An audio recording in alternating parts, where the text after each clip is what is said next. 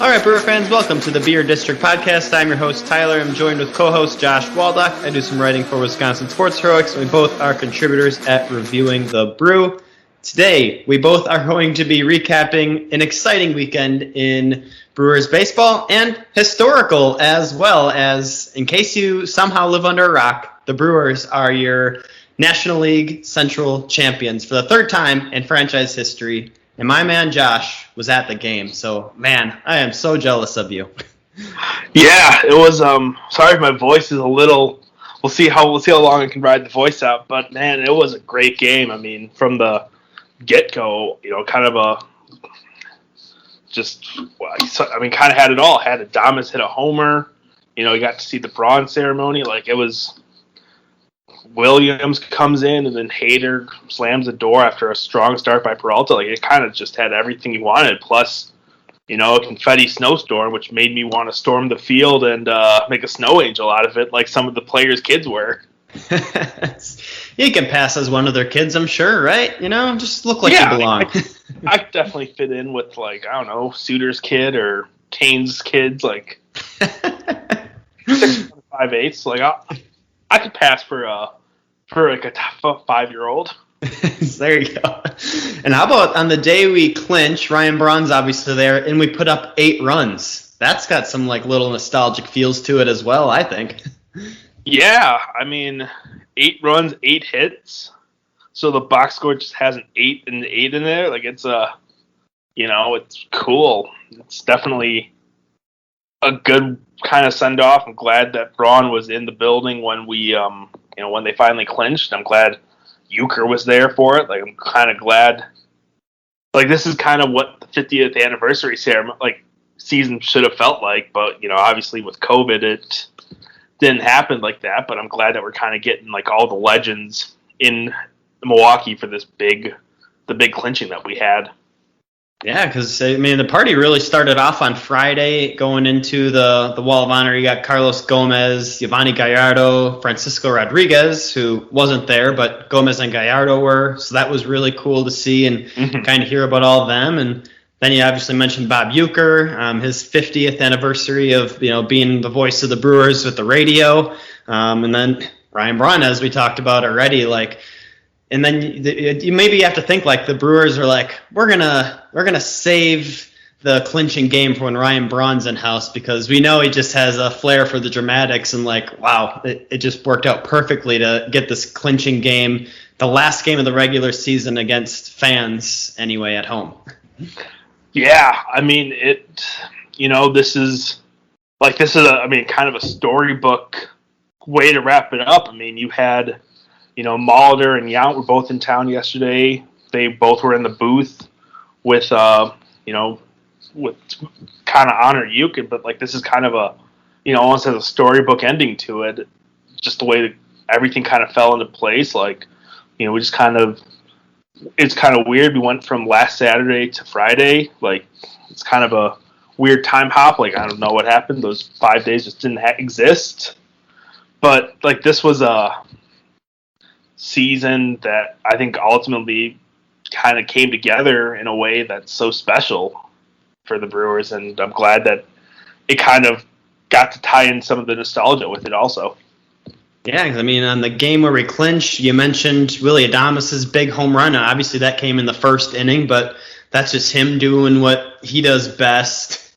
You got to see some really good performances out of Eduardo Escobar. He had a lot of clutch hits. I think he had 4 RBIs, all with 2 outs. Then had another at bat where he scored 2 more runs, but there was an error by the Mets infield as well. That was on Sunday. So, and then you obviously get more good performances out of Lauer and Burns over the weekend. You mentioned Peralta on Sunday as well. Everything just kind of comes, full circle. It makes you be yes, Escobar contributed. He was a big pickup. Adames was a lot earlier, obviously. Big addition for us. Where would we be without him? And then even Yelich hit a home run this weekend as well, too. Yeah, that was a fun thing to see. First time in pushing a month. But, it was that was a Yelich homer, Yelich Adames back-to-back. And that, of course, also, Wong first, not to kind of go off topic, Wong, 7 leadoff homers this season. Like, man, I know the Brewers let him be more aggressive, and it's paying off dividends. But yeah, I mean, started out strong with Yelich and Adames back to back. It was great to see Yelich swinging again. I mean, that kind of looked like the vintage Yelich, and he had a triple too. Like, we were on Yelich cycle watch. Yeah, triple to left field. I mean, how often do you see that? That is a rarity. Just the way he flies around the bases. Granted, a little help from the wall there and the defender out in left field, but geez, that dude just flies around the bases. It is a sight to see. Yeah, he is. He's a blast to watch. Like, I know, in the past, like, we've kind of gotten used to him ripping homers and stuff like that, but man, he's just a joy to watch on the base path. Like, he is smart with the way he runs, and he is fast, and that, is kind of the perfect combo when it comes to base running. Yeah, I mean, you saw even Eric Lauer make some good base running choices this weekend, too. Came in and pinch ran for Dan Vogelbach. That was funny. Yeah, I'll be honest, I'm not entirely, like, I'm glad that we got to see it, because, why not? But it was, I mean, he had a head first slide into home. Like, he was prepared. He was. At first, when I saw him go into pinch run, I was like, oh, I'm here. I'm all for this. This is going to be awesome. And then I think there was a double, and they held him at third. Yeah. They didn't send him there. And then obviously slides into home on a play on a grounder later, which, thank you, VR, for, I don't know what on earth he was doing. If he didn't have a grip on the ball or didn't think he was going to get Lauer. I'm not entirely sure. That was the Mets' defensive miscues definitely helped the Brewers out. Not that the Brewers weren't going to win the game, but it kind of helped add on to it. Yeah, there's some conspiracies that maybe VR is a double agent. He's just trying to help his former team lock down the Central. Yeah. I mean, playing the long con. What's it been? 4 seasons since he last played for the Brewers. At least, yeah. So I think it was 18. He went over with for Scope. So I guess about 3.5 years. I mean, that's a long, it's a long dedication, but I respect it. Agreed. Yeah, but then like Lauer sliding into home, like I initially tweeted out like, I'm here, I'm all for it, and then I saw him slide into home. I'm like, if he gets hurt on the base paths, I'm gonna lose it. Like, that was my first thought. I was like, no, you are not, like, your Game 4 starter is not going to go down on the base paths. But he seemed fine, so that's good. One more time through the rotation this season, and it'll, that should kind of solidify. Yeah, he definitely seemed fine with the celebrations. I don't know what he maybe looked like. He was maybe the beer bitch. Like, every time they showed him on camera, he was double fisted in both hands, walking around, dumping beer on people, giving them to people. So I was like, either he parties hard or everyone's just sending him for beer. Yeah, I mean, I don't know. I'm the only the celebration stuff in the clubhouse. Only stuff I saw was what was posted on Twitter, or I was watching Adames' Instagram live. But yeah, like they're having fun. Was just entranced by the picture of Urias sitting barefoot in the outfield, passing a cigar to Narvaez. Like, that's a Renaissance painting there. It certainly is. Oh man, they interviewed Luis Urias, so you probably didn't see that inside the clubhouse, but whew, he was lit by the time they interviewed him. Yeah, I saw that. It's very impressive how fast the guys were able to indulge themselves. Like, well, they didn't celebrate when they clinched the postseason berth last weekend against the Cubs, so they saved it for this. And, I think that's very, very appropriate of them to do, because winning division is a big thing. I mean, this is the 5th division crown now in franchise history. 2 of them came when we were part of the AL East, so this is now the 3rd part of the Central. And really, this team is probably one of the best teams in franchise history, I think. and they're not done. Like, they're going to be fun to watch in the postseason. We have 94 wins now, and we have a chance to set a franchise record for wins. 96 is that record. We got 6 games left, so there's still some work to be done here with this team.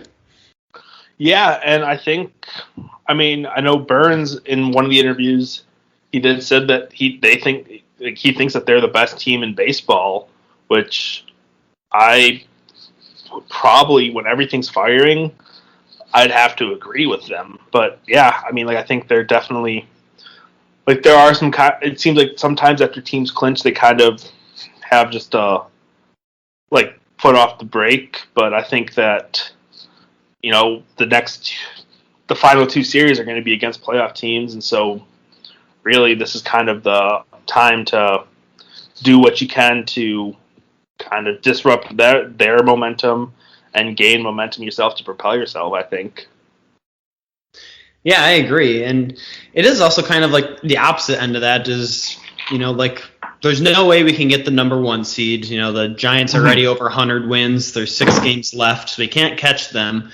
We can't lose the 2 seed, so we're going to play whoever wins the NL East, whether it be the Phillies or the Braves. You know, that division might come down to the last day. In fact, they start a 3-game series here coming up, so that's going to have some big implications as well. So, you know, I think you probably want to keep things as normal as possible because the season will end next Sunday, and then the NLDS doesn't start until the Friday after that. So they'll have 4 days to kind of rest and recuperate in between there. So, you know, we should see Freddie Peralta get another start. You know, all the big guys should get one more start through and try and keep things as normal as possible. Play competitive baseball and gain some momentum, like you said. Yeah, I mean, obviously, Burns has one final start to kind of push himself over make a final statement for the Cy Young case. Freddie Peralta is 5 strikeouts short of 200. Like, though it's, you know, kind of a counting stat and all, but it's still kind of like the sexy round number that they use to evaluate or like to kind of give accolades to pitchers. But no, like, I think you're right. Like, the team has some stuff that they can do. We will see the rotation through. It's not like we're gonna, you know, they're not going to sit Woodruff and Burns. Like, they're going to get regular time and stuff, but it'll be interesting to see kind of what happens in the final week. Like, if Council kind of almost uses this as like a kind of a precursor to the playoffs and starts kind of giving guys like shorter hooks and stuff like that to kind of see what situations, I don't know, something kind of to that we might see him manage later on. Right, because, I mean, this is the first time we've seen Council in this situation. Normally, you know, we're in, like, the Cardinals situation in September. We're trying to catch someone or fight our way in. This year, you know, we're on the reins here. Everyone's trying to catch us. So it's going to be interesting to see what ends up happening. Yeah, I think Freddie Peralta getting to 200 strikeouts is going to be a big deal. I really want to see that happen. He only had 5 today, and he's 5 short, like you mentioned. So if he gets to 200, he'll join Burns and Woodruff. So that would be 3 pitchers with over 200 strikeouts. Mm-hmm. And only the 7th time since 1901, first time in franchise history. Unfortunately, well, I guess not unfortunately, the last time that happened was 2019 in Cleveland. I was kind of hoping that it'd be like since like 1903 and like Oil Can Boyd and like Wheel Spire Johnson or something, some of those great old baseball names. But nope, it's Bauer, Bieber, and I think Carrasco. Okay, gotcha. No, still, you know, that was a good pitching trio there too, and I'm going to take our pitching trio over theirs right now, I think, anyway. So, yeah, I mean, what will be interesting, I think the Brewers have the best pitching staff in baseball, like through and through. I am interested to see I know we're kind of jumping ahead.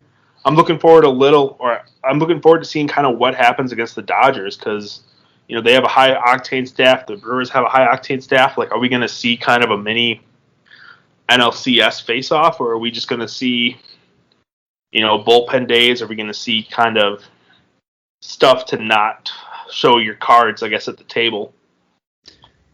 Yeah, I kind of lean more towards like the don't show your cards aspect because I'm trying to remember when the last time the Brewers and Dodgers played this year. Was that like back in May? It might have been the last time.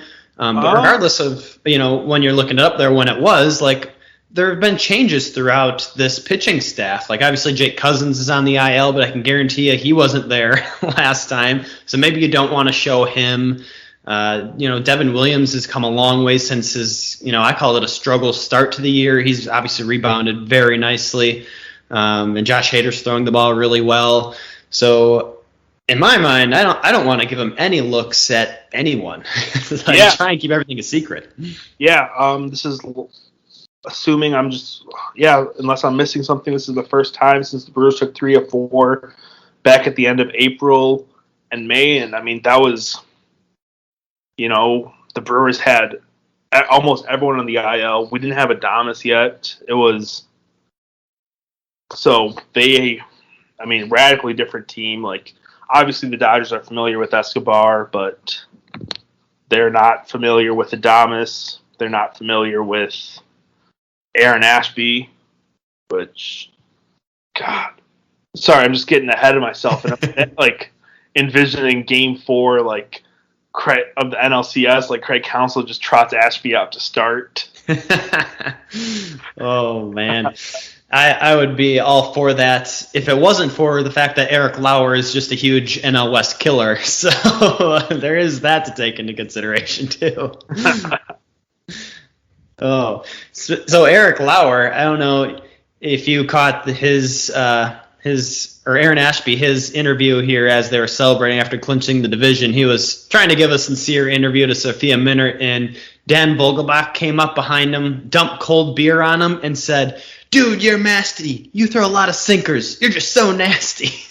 I was like, that was the greatest thing I've ever seen. As God. Ashby has 2 bottles of beer duct taped to his hands. Yeah, what's going on with that? Like, I guess, they don't have spider tack anymore, so you have to duct tape them. That's a good old Edward 40 hands. Man, Vogelbach, like, he seems like the guy you'd want to... He seems like he knows his way around like a keg. I wouldn't be surprised if there's rumors of him like streaking through American Family Feud later tonight. But Ashby has, dual barreling with some Edward 40 hands. So is Angel Perdomo. I was like, I almost forgot about him. So it's kind of cool that they brought him up for the celebration too. So. Yeah, all 6'8" of him. Yep. He's, man. Yeah. It's I'm trying to remember if is he on the IL or is he just a part of their taxi squad? I think he's on the taxi squad now. Man, I can't remember. He was on the COVID IL for a little bit, I believe, and then I don't ever remember what happened after that. I thought they sent him down for a rehab assignment, and he must be back on the taxi squad now. Yeah, it would have been nice if his command would just pan out a little bit quicker here than we thought, because he can throw heats. He just got to throw them for strikes. Yeah, he has the stuff, but it's like you said, it's getting it in the zone is kind of the big issue. Yeah, I will agree with that. What else did you see from a celebration standpoint at the stadium? Was there anything that stood out from the crowd or anything? Or, how about even Ryan Braun's ceremony? What'd you think of that? I mean, I thought it was a great ceremony. I mean, Braun came, he spoke. I know he spoke for about probably 5 minutes. Probably. So, yeah, I mean, it was a nice, BA was a good MC, and you heard from his family, parents. Mark Atanasio spoke also. Like, it was a nice ceremony. I was with like all of the chairs and stuff set out. I was kind of thinking that they might announce a number retirement, but that didn't come. I think eventually it will. But no, it was great to see him for a final send off. I mean, they brought back the fireworks for him, which was awesome. And it's, it sounds like he's going to stay around or like be active in the community, which is good. Yeah, and I think he's now like going to be doing something like number crunching with athletes and financial situations. It was something like that. Something that he said he was going to get into when he was being interviewed on air with Rock during the game. So I thought that was kind of interesting because a lot of people are like, oh, he'll just come up to the front office or something. But I don't know. I don't know if he'll do that. He'll probably want to spend more time with his family, I think, rather than come back to baseball and have to miss his family again. Yeah, I mean, ultimately, what he does is going to be kind of up to him.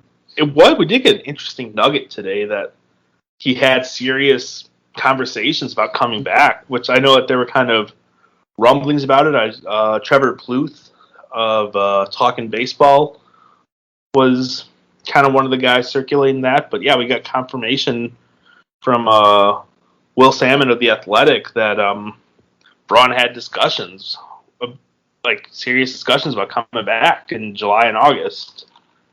Yeah, I heard that, and I was just kind of thinking, I'm like, first thoughts like, yeah, that would have been awesome, but like to imagine where he would fit in this team is, I think Braun took that into consideration too, especially with how well we were doing. Like for a time period there when didn't really know what to expect out of first base when Vogelbach went out the hamstring, and then we kind of had to fill a little gap till we got Tellez. Everyone's like, oh, maybe just bring Ryan Braun back to play first base because we all still think that's something he could do, even though it never was. But, he doesn't have a role in the outfield. He would have been like a pinch hitter, and that would be taking up a roster spot. So I don't know how well it would have worked to even bring him back from a fit standpoint. Yeah, I mean, I'm not sure. Obviously they didn't, Braun didn't disclose or his the entire negotiation process, but I'm sure that's something that they probably all took into consideration. I mean, ultimately it didn't happen, but it wouldn't surprise me if those were kind of things that had been brought up at some point during that process. Yeah. I just want to see him with one more at bat in front of the fans. I was really hoping that would happen today. Just a 1 day contract. Send him out there. Even if they just like intentionally walk him and then pick him off or something. I don't know how that would work, but yeah, I was waiting for something. Yeah, I mean, it was great to see him back in Milwaukee. He looks great. He looks kind of, I guess, like a guy, like a millionaire in California would. Yeah, like he looks at peace with his decision and all. Like I'm sure he, obviously he kind of glossed over or made reference to kind of his PED usage in his speech. But no, I mean it's great to see. It was great to see him back in Milwaukee, and hopefully he's, back kind of like the way Robin Yount is back in Milwaukee a couple times a year. Hopefully we get something kind of like that. Yeah, I was really glad. It was a really loud ovation when he kind of alluded to the PED use, and I think he said, like, when I've fallen down, you pick me back up, and everybody cheered really loud, and I was grateful for that because there's a lot of people out there who, even Brewer fans, they hear Ryan Braun and they're like, cheater, roids, and they're not afraid to shout that out. And I'm like, if I hear that on air, I would be so pissed. Yeah. Yeah, I mean, I've still, one of the things I remember, like the day after he got tested positive, the Journal Sentinel had a picture of a guy who like duct taped fraud over like F and D over the B and N in Braun, so it spelled fraud. But yeah, it seems like, after 8 years, it seems kind of that the fans were either forgave him or were willing to look past that for an afternoon. Yep, that's good. That's good to hear because I didn't hear anything, and if you were there and confirming it, that makes me feel a lot better. Yeah, I mean, I heard one guy behind me being upset that the game was delayed because they were honoring Braun, but I didn't hear like anyone mention anything about or boo or anything. That's good. Yeah, because even on like Twitter, people are like, of course, it has to be about Ryan Braun on the day the Brewers are going to clinch. I'm like, dude, a week ago, we thought we were going to wrap this up a lot sooner. We just played like crap against the Cardinals for 4 games. So that was a little bit out of, Braun's control. It's not like it was planned to be like this. It just happened to double down as it. Yeah, I mean, unless it was intentional, like you kind of said earlier. But I don't know what team would intentionally throw 5 straight games except for like the 1919 White Sox. But Oh man, is that a?